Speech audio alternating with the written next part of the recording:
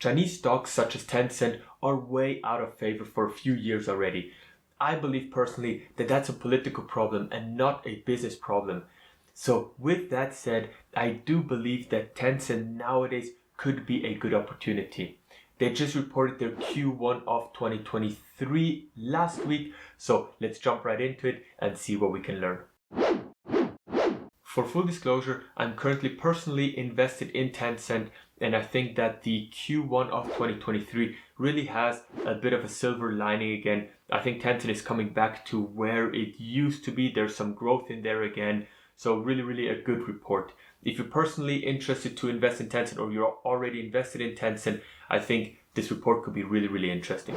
Let's have a quick dive into the financial highlights here. We can see that in the Q1 of 2023, we had total revenue of 150 billion renminbi, and that compares to 135 billion in the same quarter of last year. So we have an increase of roughly around 11%. 11% is not, growth of all world, obviously, right? It's not extreme growth, but it's good growth, and it's good to see that Tencent is coming back to growth, because for the last few years there has been a bit of a stagnation. So now we can see growth is coming back in. Most of that growth is coming from their value-added services. So we see that 9% is coming from here. Value-added services for Tencent includes their social networks, so that will be QQ and Weixin, their domestic games and international games. And we see throughout the board, all the value-added services have actually gained a few percentage points. The best performer here was international games, but we also have to see that at the moment, this is also their smallest sector in value-added services. So no big surprise that that is growing the fastest. We also see that we have a 17% increase in online advertisement. So that's very good. Now, online advertisement has been really struggling in China for the last 2-3 years because the economy was doing bad. There were a lot of lockdowns. So a lot of companies, a lot of businesses, they stopped advertising, obviously because they also didn't have the money. So now we can see slowly that advertisement is coming back. And that's definitely really good for a business like Tencent. We also can see that their fintech and business services increased by 14%. So from roughly 43 billion to around 49 billion. So very good. Others has been declining. Others, there's a bit of cloud in there. There's a little bit of 3D mapping technology in there. Really small kind of business sectors. And we see in total that's roughly around 1 to 2 billion per quarter. Renminbi, not US dollars, right? So really small sector. And that's highly volatile here. We can see down 50%. So on the bottom line, we see that our gross profits have increased 19%. And a 19% increase in gross profits is really fantastic. I enjoy to see that. And it's similar to what we've seen with Alibaba. If you haven't watched that video, check it out. I just posted it a few days earlier. We also see that same with Alibaba, Tencent is becoming more profitable. So they're making more revenue with less cost.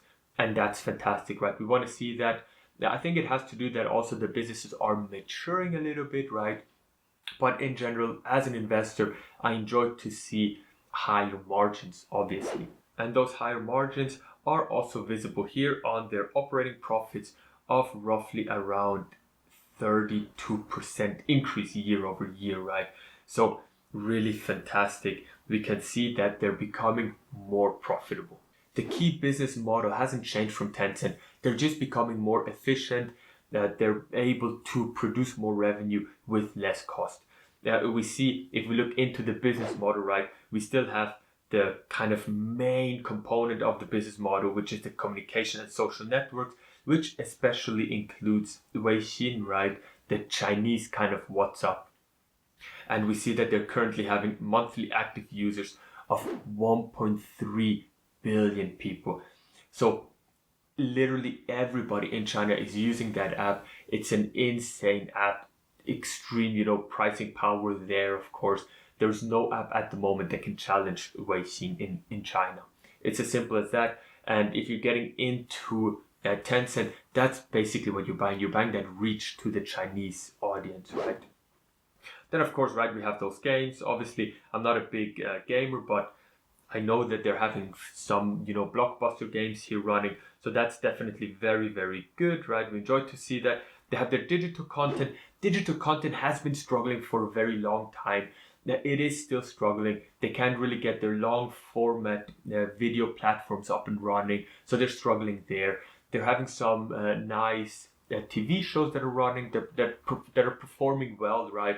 But in general, the whole digital content sphere at the moment is not going very good. It's not only for Tencent, it's also for all the other companies.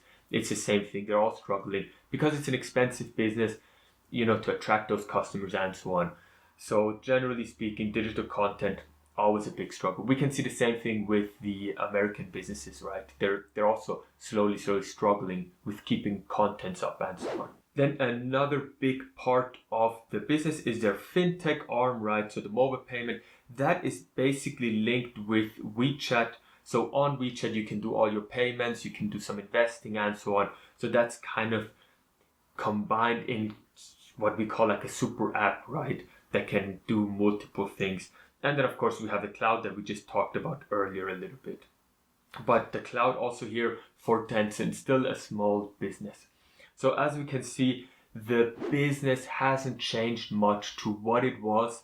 There are few updates and so on, but generally they're doing the same thing more efficient, which is good. I enjoy to see that. And one of the key points that I think is very important to understand, and it's basically the main reason why I'm making this video, is to understand that the business of Tencent is still the business of Tencent that it was 3 years ago when everybody loved Tencent, right? Nothing has changed. It's performing better now than it did 3 years ago, but we see that the stock price is down massively, right? Everybody hates Tencent now. Everybody hates Alibaba now. It's a political problem. It's not a business problem, right? So there are risks getting into those stocks, and I'm not advertising you to get it, to buy the stock or whatever, right? You have to do whatever you think is right. But I'm just talking like from my own opinion, right?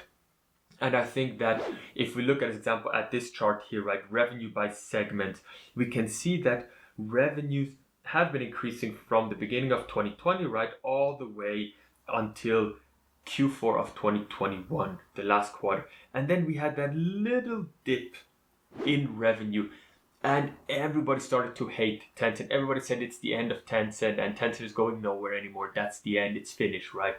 And now what we can see is, of course, as I've predicted in previous videos, we have this uptick again in, revenue. And those are just natural business cycles. Businesses don't always grow endlessly, right? They have their ups and downs, they have their swings, and that's exactly what we're seeing here. And we can see 150 billion in revenue has never been achieved in Tencent's history. So Tencent is performing better than ever. And it's just very simple as it is here, right?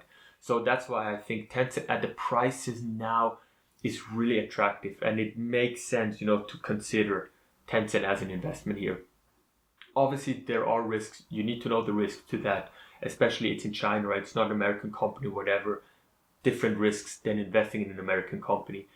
But yet, I think it's very attractive. And not only is the business just growing, also what's happening is that margins are coming back. And we see gross margins here as example, right? We had again that little dip in declining gross margins. And now what we see is that gross margins are recovering. And currently we're hovering around 45% gross margins, which are really good. Those are extremely high margins. Of course, it's a technology company, right? Generally, they have higher margins than, companies like 3M or conglomerates or something like that, right? But 45%, definitely respectable gross margins. We also see the different sectors here, right? Value-added services. Also here we see we're at least stable, probably increasing our margins a little bit, right?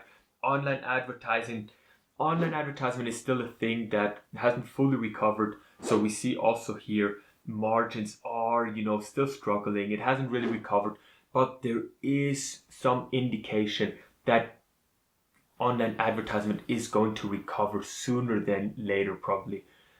Of course, at the end, it all depends on the Chinese economy, right? How the Chinese economy is doing, companies will be more willing to advertise.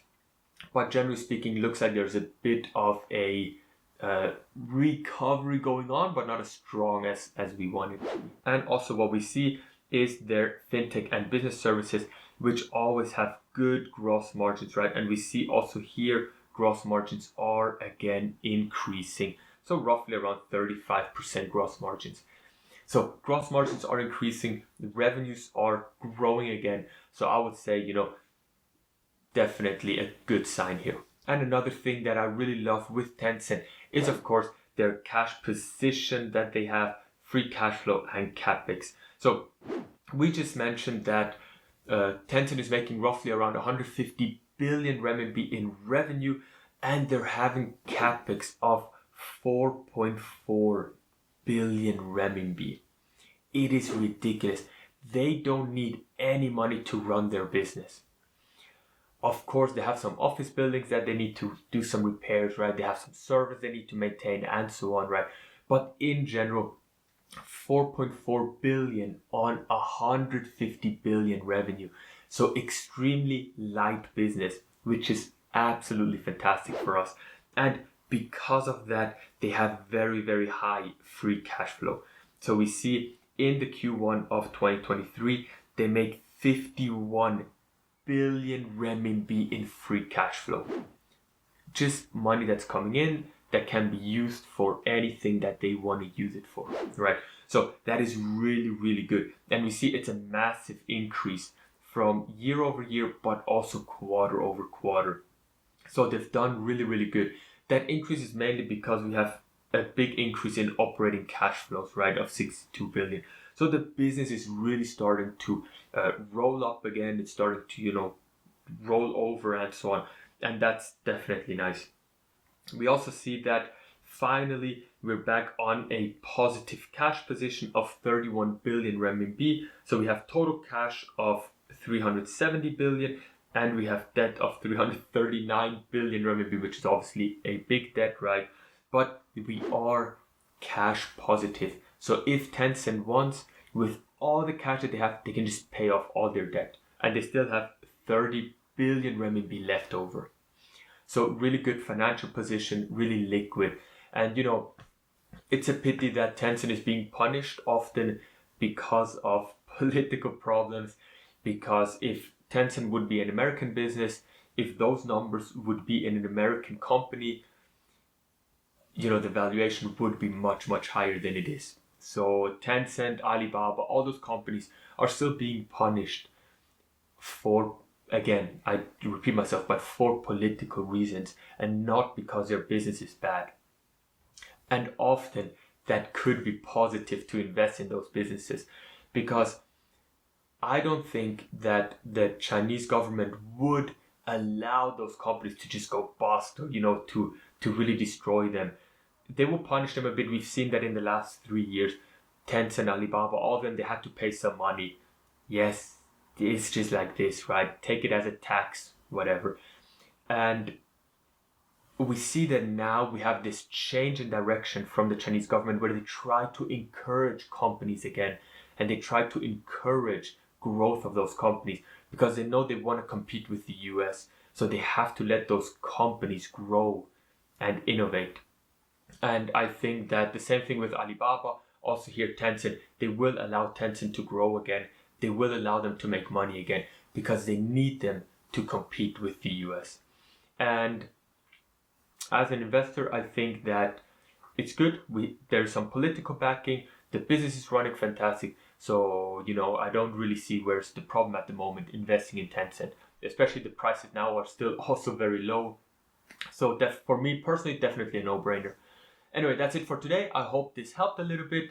If you guys have any comments, if you have any questions, leave a message below in the comment section. Don't forget that thumbs up, and I hope to see you next time. Thank you very much.